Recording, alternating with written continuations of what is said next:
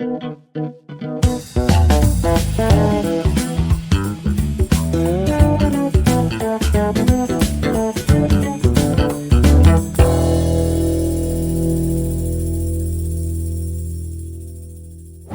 all, welcome to the second video in this series. So, wherein we are going to start our discussion with the table-based IH. Okay. So IH data is not actually stored in a single table, but it will be stored in a collection of tables and organized in a special schema called as STAR schema. Okay. Now let us understand what is a STAR schema. So it is a type of data modeling technique used mainly in the data warehousing. Okay, to represent data in a structured and intuitive way for analytical processing. So yeah, this kind of schema is also kind of one type of data modeling. We will understand in depth on how star schema actually works. We will also compare between the star schema versus normalized tables with a proper SQL queries. Okay. So the star schema, this is how it actually look like. In between, we'll have a fact table and it will be connected to multiple dimension tables. So the structure, as you can see, this is actually looking like a star. So in between, there is a fact table and the other dimension tables are being emanated from the fact table. That is where this is called as a star schema. Yeah. So in a star schema, the data is organized into a central fact table, okay, which actually contains the measures of interest and it is surrounded by the dimension tables that describes the attributes of the measures. In our case, if you consider the IH, so the fact table will actually store the main interaction and the supporting details of the interaction will be stored in all other dimension tables. Yes. So now let us understand a few more uh, I mean, factors supporting the star schema. Okay. So first one, it is data warehousing model. The star schema is a widely used design for organizing large volumes of data. This is the first thing. That means, yeah. So this schema is generally used to optimize the queries whenever we are doing for large amounts of data. For example, sale table. So for a big organization like an Amazon, the sale table will be huge insights. So if we follow some kind of structure so that whenever we query the sale table, if we try to get the data from that query very quickly, that is called as an optimization. So one of the technique we use uh, is star schema. We will actually see an example in our next slide. And it will have a central fact table. And this basically holds the transactional or measurable data like facts, metrics, numeric values, interactions, or let us say the sale details, which we are discussing with Amazon example.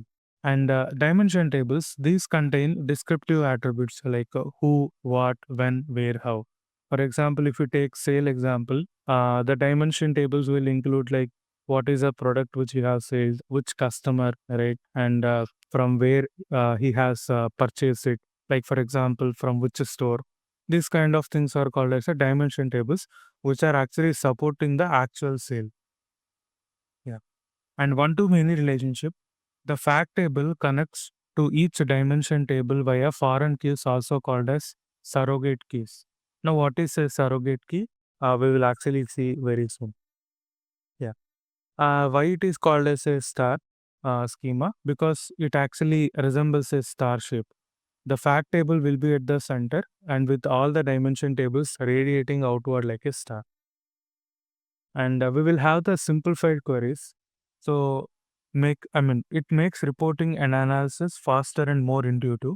I have prepared a detailed documentation of these queries on how it actually works. For two examples, taking the sales example with the star schema, taking the same sales example with the normalized tables approach. OLTP approach and OLAP approach. So OLAP approach means online analytical processing. For that we use star schema. OLTP is online transactional processing. That is where during the normal transactions we will actually store the table in different normalized table structure. I will be showing you about the sales example. Okay. And yeah, use cases, it is most commonly used in business intelligence and OLAP systems. OLAP means online analytical processing systems for slicing and dicing the data. So slicing and dicing are two kind of operations when we talk about OLAP. So slicing in the sense we want to get the data for one dimension. Let us say I want to know the sales amount for a product called iPhone 2000, iPhone 15. So here the sales amount will be stored in the sales fact table and the product details will be stored in a separate table. So basically we are trying to get the sum of sales amount for a particular product called iPhone by using these two tables. This is called as a slicing, and dicing means if we use more than one dimension table, it is called as a dicing. So for example, let us say we want the sum of sales for iPhone 2025 in the store which is located in Hyderabad, right? That means we are actually using two dimension tables. One is store dimension, another one is product dimension, and we are also using the fact table. This is called slicing and dicing of the data. All right. Now I have actually taken an example, sales example, wherein as you can see in the middle we have a sales which is a fact table, and in this sales fact table we have a primary key called sale ID, right? So every fact table will have a fact ID, the unique ID. In our case it is sale ID, and yeah, this sale ID is unique for each and every row in this sales fact table. And let us focus on these two, sales amount and the quantity. The sales amount, uh, in the sense for this particular sale, what is the sales amount and how many quantity of products the customer has purchased. Okay. Now we have different dimension tables. Let us start with product dimension table. The product dimension table is having a primary key called product key, and this product key is a surrogate key. It is not actual product key assigned to that particular product. Now, what is a surrogate key? A surrogate key uh, is basically a system generated numerical value. Okay, so this is called as a surrogate key, and it will have product name, category, and a brand. And for the customer dimension, we have customer key. Again, this is a surrogate key, and it will have name, age, and location. And the store dimension will also have store key as a primary key, and it will have store name, type, location, city, state, and country. And finally, the date dimension, where it actually stores the date key. This is also a surrogate key. That means it is a system generated numerical value, and it is having date, month, quarter, and year. So this is an example for star schema when we talk about sale. Okay. Now let us actually go little bit deeper and try to understand how the star schema provides the output, optimizes the query performance. And also let us state the same sale example when we consider OLTP scenario. What are the tables included for a real sale? Okay. So we'll also understand that. Yeah. So I have prepared an Excel sheet wherein we have two tabs, star schema and OLTP schema for the same sales scenario. Okay. First, let us understand the star schema, and also let us understand the problem and how we are actually solving it. Uh, so first, we have the sales fact table, and it is having the sale ID. As you can see, this is a surrogate key. These IDs are again system generated numerical values, and it is having sales amount and quantity. And the customer dimension, we have name, age, location, customer key. And the date dimension, full date, month, quarter, year. Product dimension, product name, category, brand. Store dimension, store name, store type, store city, store country. For every table, we have a key. For store dimension, we have store key, product key for product dimension, date key for date dimension, and a customer key for customer dimensions. Okay. Now, how these tables are actually linked to each other. Yeah. So as you can see here, this central sales fact table is having multiple foreign keys. Okay. The first foreign key is a date key. So this date key will be mapped to the primary key of the date dimension. Now the product key, foreign key, will be mapped to the primary key of product dimension. Similarly, the customer key will be mapped to the primary key of customer dimension. Store key will be mapped to the primary key of store dimension. So this is how the relation between the central fact table and the surrounded dimension table will exist. Okay. So now let us understand few data points over here. So this is the sale ID called 5001 and date key is 1. So that means it happened on 1/2/2025. So that means it happened on January 2nd, 2025. Okay. And the product key is 104. 104 is iPhone 15. Category is mobile. Brand is Happy. And the sales amount is 1,50,000. Okay. 150K. And the quantity will be 1. So these two measures belong to the sales fact table and the supporting details will be coming from the other dimension tables.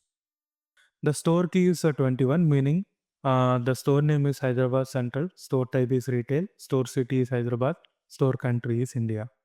Now this is how the data is arranged in the star schema. Now let us understand the problem statement. The problem statement is get the total sales for iPhone 15 in January 2025. So for this, the query goes like this.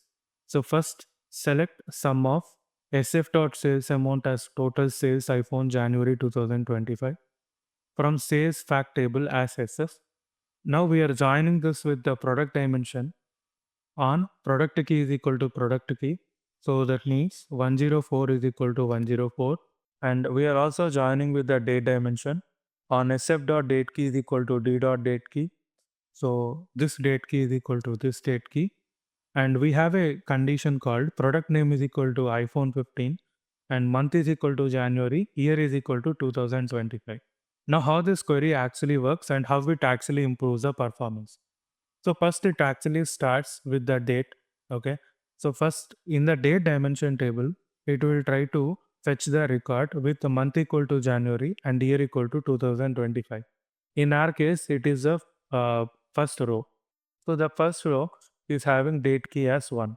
And the next, it will go to the product dimension table. It will try to identify the product key for the row which is having product name is equal to iPhone is equal to 15. In our case, it is 104. So we have identified the date key and also the product key. So that means the initial filtering is happened on the tables which are very less in size. This is the main advantage. And then what we are doing, we are actually joining the actual sale table with date dimension and product dimension based upon the date key. We already have the date key. Date key is already derived, correct? Now, this date key will be used as a join key to do the join operation into the sales fact table. So first, when it does a date key, we have 3 records, row number 3, row number 7 and row number 11. And after doing iPhone 15, we got only 1. Okay. So that means on this one row, we will actually calculate the sum. In our case, it is 150,000. Yeah. So this is the scenario for STAR schema. Now let us understand OLTP schema. OLTP is online transactional processing. Okay. Whenever a sale is actually made, we will have multiple tables like sale header, and for every sale header, we will have multiple sale lines, and we'll have the customer table, store table, product table. And the IDs which we are having, these are not surrogate keys. These are actually, I mean, yeah, system generated keys only. But when you consider the customer, it will have proper customer ID. It is not a surrogate key. Okay. But in star schema, for every customer, we have customer key. But this customer ID can be a different column in this customer dimension. Okay. But it will not, customer ID will not be used as the customer key. Okay. The customer key will be generated. It will be a numerical value. Okay. And also all the keys which are present in this sales fact table over here, these keys can be partitioned as well. So when we do this partitioning and also the indexing, what actually happens is the query will execute even faster. So suppose let us say we have product name equal to iPhone 15. We got this 104 and 1. If we have partition enabled in the sales fact table, it will only consider reading the records belong to partition 1 in the date key and partition 104 in the product key. Okay. So in that way, the reading will be very fast. Now coming to the OLTP schema, these are general normalized tables. Okay, so we generally use it. Suppose whenever we enter a new onboard a new customer, so a new record will be added into the customer table with his customer ID. This is not generally used for analytical purposes. These are for just transactions. I mean to say, whenever a customer is generated or updated, the actual customer table will be updated. Similarly, the sale line, store, product, etc. Now, if we want to solve the same problem for this OLTP schema, so this is the query which we are having. Our problem statement is get the total sales for iPhone 15 in January 2025. Okay. So first sum of sale line dot line amount as total sales iPhone 15 January 2025 from sale header assets. Now this sale header should be joining to sale line. Okay. And then we should also join with the product. Okay. So the product P dot product ID is equal to SL dot product ID, where P dot product name equal to iPhone 15, and we are doing the daytime operations. And yeah, this is also very complex in here. Okay, because these are wide end fields, these are not flat end fields, right? So that means we are having the chain of joins over here. Okay, but in the star schema, so we are initially working on the dimension tables, wherein it will query the minimum size tables, okay, and then use the keys, okay, use the surrogate keys, and it will finally join with the sales fact table. But in this case, we are having multiple chain of joins. So first sale header is actually joining with sale line. Again, sale line is joining with product. Okay, and after joining it is actually doing the uh, I mean to say the product name is actually uh, comparing with iPhone 15, and we are also doing the complex daytime operations over here. But whereas in the star schema, since we have the flattened things like month and year, okay, it is just straightforward calculation rather than the complex state calculation.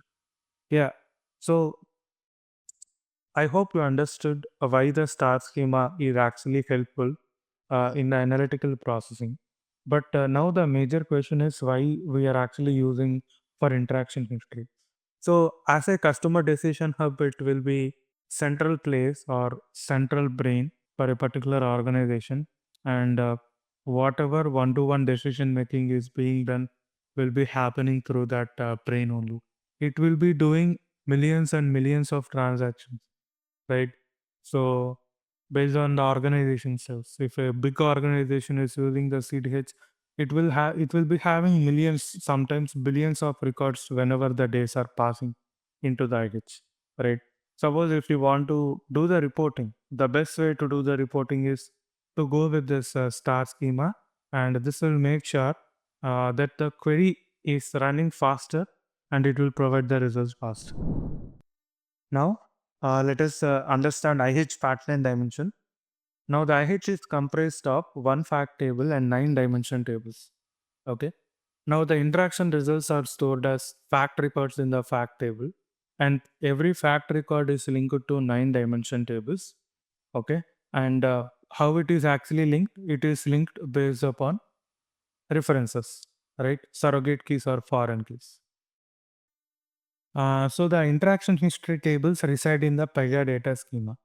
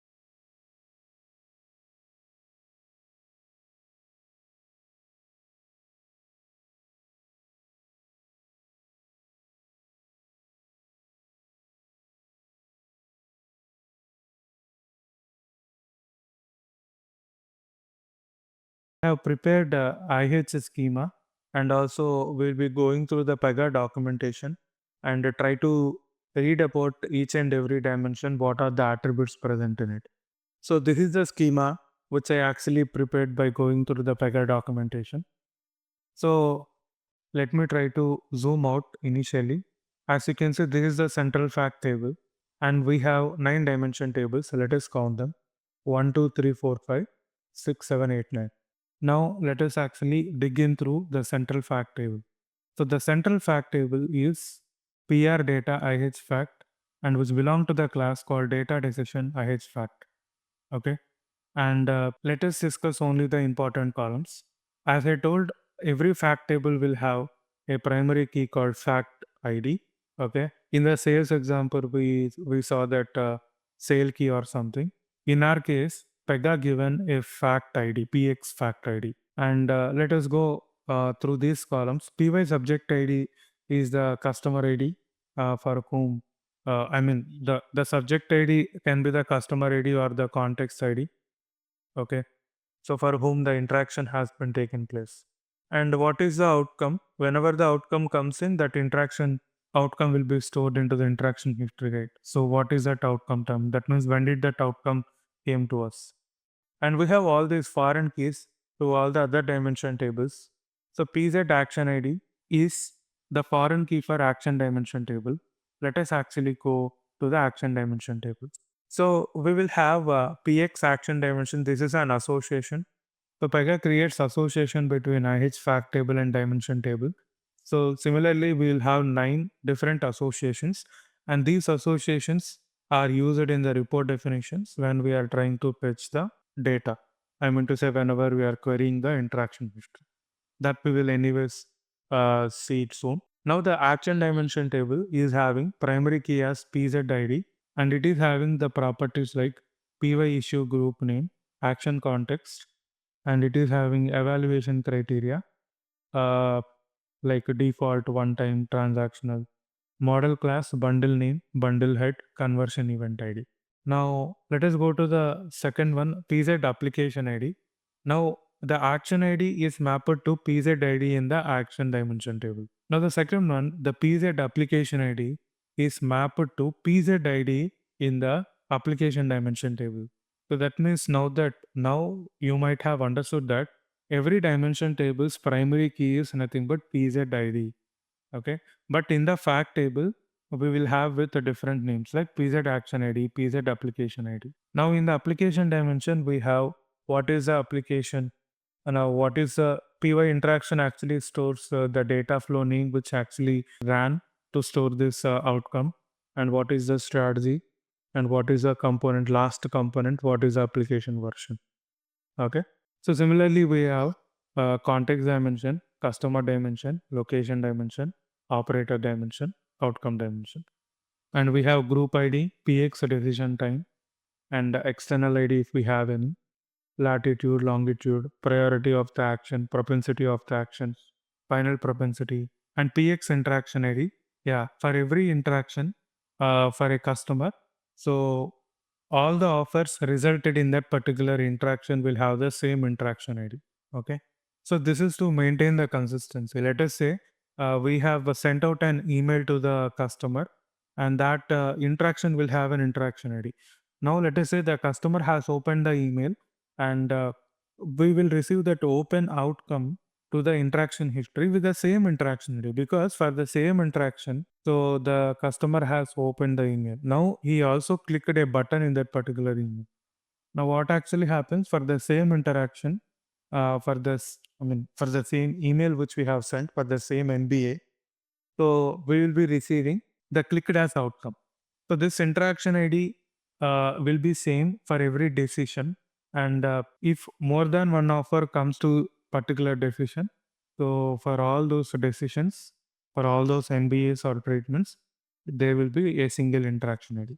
And rank, yeah, in a single decision or in a single interaction, more than one offer can come into the picture. So the priority will be based upon the rank attribute. Okay. And yeah, partition key is generally used to distribute the reading operation across different nodes. This will be internally managed by Pega. And we have journey ID. This is also mapped to the journey dimension. And other attributes we are also having. Okay. All right. So in the next video, we are going to see the Pega documentation and understand about each and every dimension. See you in the next video.